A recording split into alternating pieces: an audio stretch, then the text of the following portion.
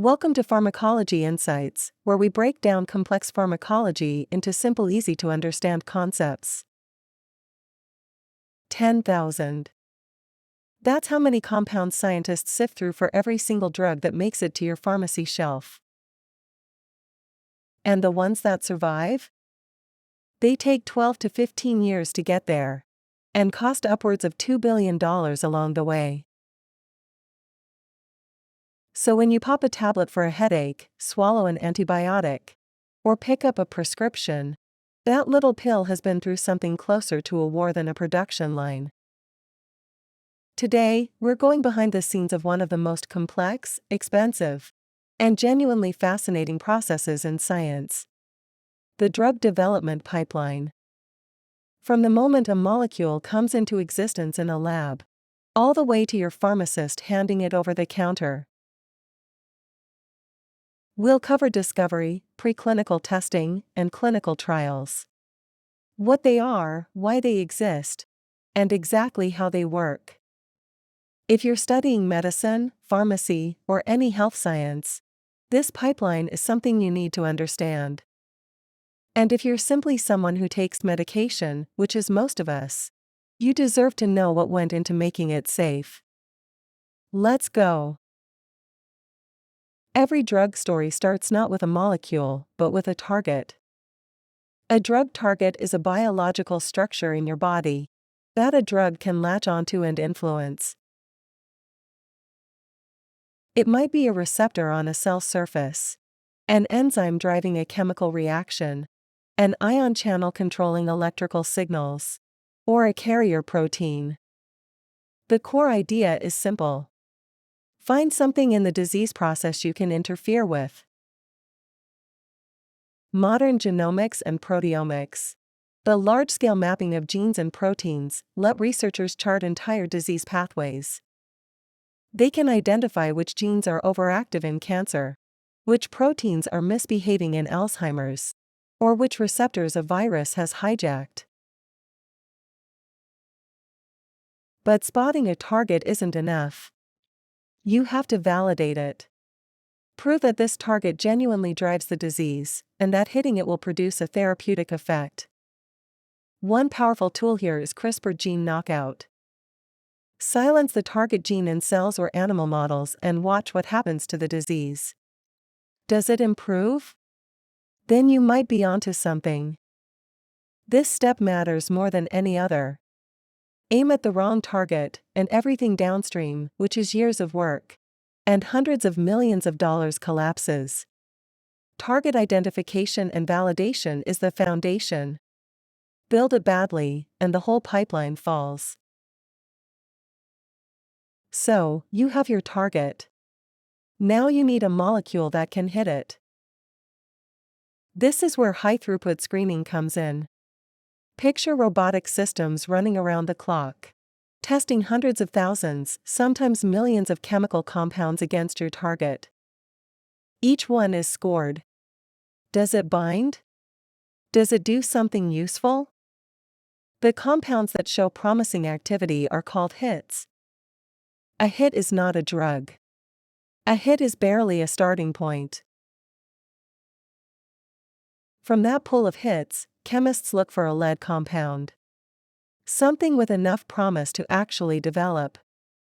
Then begins lead optimization, one of the most painstaking processes in pharmaceutical science. Chemists tweak the molecule, sometimes atom by atom, asking these questions. Does it actually work against the target? That's potency. Does it only hit the target, or is it interfering with other things in the body? That's selectivity. How does the body handle it? Meaning, how is it absorbed, distributed, broken down, and cleared? Those are its ADME properties: absorption, distribution, metabolism, and excretion. And through something called structure-activity relationships, or SAR, chemists map how even a tiny structural change can make or break a drug's effectiveness. Artificial intelligence and computational modeling have transformed this stage. Researchers can now predict how a molecule will behave before they even synthesize it in the lab, compressing timelines that once took years into months. Once you have a promising lead, it enters preclinical testing. And no human being is involved yet. Preclinical work happens in two environments. First, in vitro, literally in glass. Meaning cell cultures, tissue samples, and increasingly, organoids, which are miniaturized organ models grown in a dish. For instance, researchers look at whether the compound of interest kills cancer cells. Or does it damage healthy tissue? Then comes in vivo testing, in living animal models. Usually mice or rats. Sometimes, primates for specific purposes. In this case, you're getting a whole body picture. Does it work in a living system? What are the toxic effects? How does the body actually handle it? In vivo, researchers track two complementary processes. First, pharmacokinetics, which is what the body does to the drug. How it's absorbed, where it distributes, how it's broken down, and how it's cleared. And second, pharmacodynamics, which is what the drug does to the body. Its effects, its mechanism, its dose-response relationship. Pharmacokinetics and pharmacodynamics together tell researchers whether the compound is worth taking further. If it passes, the company files an investigational new drug application, an IND, with the relevant regulatory authority. In the US, that's the FDA. This is the official green light to begin testing in humans.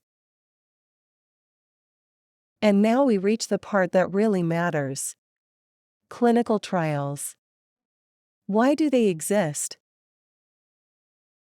Because preclinical models, as sophisticated as they become, are imperfect proxies for the human body. Mice are not humans. Cell cultures are not human tissue. History is full of compounds that dazzled in animals and then failed. Or caused real harm in people. Clinical trials exist because it is both scientifically and ethically necessary to rigorously test drugs in humans before releasing them to the public. They are structured in phases, each one asking a progressively sharper question. Phase 1 is where a drug enters human beings for the first time. Typically, 20 to 100 healthy volunteers. The goal is not to treat anything. It is to establish whether this drug is safe in humans at all. However, for certain drugs, like cancer therapies, it may be tested on patients from the start. Researchers use dose escalation studies. Starting at a very low dose and stepping it up carefully, watching for side effects at each level. They're looking for the maximum tolerated dose, the highest dose the body can handle before toxicity becomes unacceptable. Phase 1 also generates the first real pharmacokinetic data and early hints of biological activity. The entire stage might take several months to a year. And the most common cause of failure is unacceptable toxicity. Phase 2 introduces actual patients. People living with the disease researchers are targeting. Typically, 100 to 500 of them. At this stage, the primary question now shifts to efficacy. Does this drug actually do something useful? Safety monitoring continues, but now in a patient population rather than healthy volunteers. This phase also refines the optimal dose range for the upcoming larger study. Phase 2 also introduces placebo arms. Groups receiving a dummy treatment rather than the drug. This raises ethical questions, especially where effective treatments already exist, which is why many trials now compare against the current standard of care rather than a pure placebo. Usually, this stage takes 1 to 3 years. The most common causes of failure are insufficient efficacy, or side effects that prove unacceptable in a patient population. Phase 3 is the big one. This is where the scale becomes serious. Thousands of patients, sometimes more than 5,000, recruited across multiple hospitals and countries. When conditions allow, Phase 3 trials follow the gold standard of clinical evidence, the randomized controlled trial. But not always. In oncology, rare diseases, or conditions where randomization would be impractical or unethical, Phase 3 trials may be single-arm, comparing outcomes against historical data rather than a concurrent control group. The design depends on the disease, the existing evidence, and what's ethically defensible. Phase 3 is complete. The data looks good. So, what happens next? At the end of a successful Phase 3, the company submits a new drug application to the relevant authority. The FDA in the United States, the EMA in Europe, and the MHRA in the United Kingdom. And when we say application, we mean it. We're talking upwards of 100,000 pages of data, covering every study conducted across the entire development program. Regulators examine this data for efficacy, safety, and manufacturing quality. Always asking the same central question: do the benefits outweigh the risks for this population? Not all drugs take the same amount of time. Several expedited pathways exist for drugs where speed matters most. Breakthrough therapy designation goes to drugs showing early signs of substantial improvement over existing treatments. Fast track covers drugs for serious conditions with unmet medical needs. Orphan drug designation applies to drugs targeting rare diseases. In the US, that means conditions affecting fewer than 200,000 people. Here's something many people don't realize. Drug approval is not the finish line. It's the beginning of a much larger experiment. Phase 4 is post-marketing surveillance. The ongoing monitoring of a drug once it's being used in the real world by millions of people. Why does this matter? Because clinical trials, even Phase 3 trials with thousands of participants, can miss rare adverse effects. Side effects that occur in, say, 1 in 50,000 people simply won't surface in a trial. But once a drug is prescribed widely, those signals start to emerge from the noise. The textbook cautionary example is Vioxx, the anti-inflammatory rofecoxib, widely prescribed and then withdrawn in 2004, after post-marketing data revealed a significantly elevated risk of heart attacks and strokes. Millions of prescriptions had already been written. The science of detecting, assessing, and preventing these adverse effects is called pharmacovigilance. In the US, certain high-risk drugs require a risk evaluation and mitigation strategy, or REMS, a special program to ensure benefits continue to outweigh risks in practice. There's also a gap worth naming: real-world effectiveness. How a drug performs across the messy reality of actual patients, with comorbidities and multiple medications, often differs meaningfully from the efficacy measured under the idealized conditions of a trial. Approval is not the finish line. It's the beginning of a much larger experiment. Here's a part of the pipeline that rarely gets attention, but is a genuine real-world bottleneck: manufacturing. Going from grams of a compound synthesized in a research lab to tons of consistent medicine produced for global markets is a completely separate engineering challenge. What works at a small scale doesn't always survive the leap.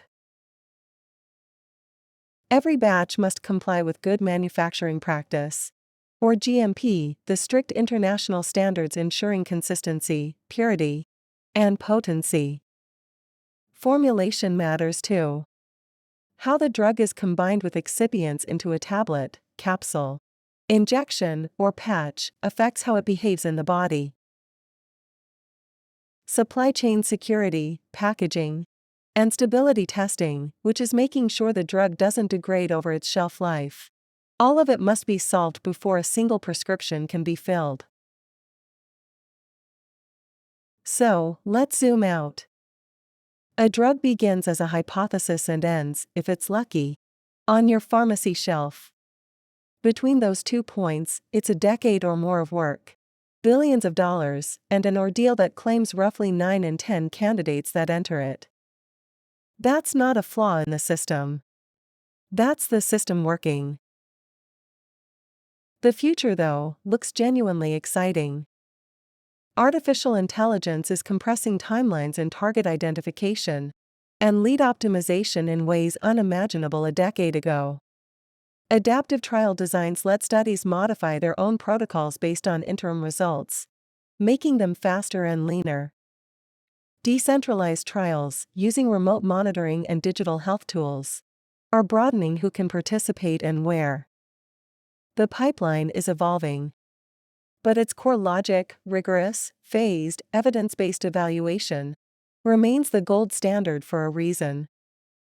Because at the end of this entire process, what we're really asking is this: is the drug safe enough and effective enough to give to a human being who is trusting us with their health?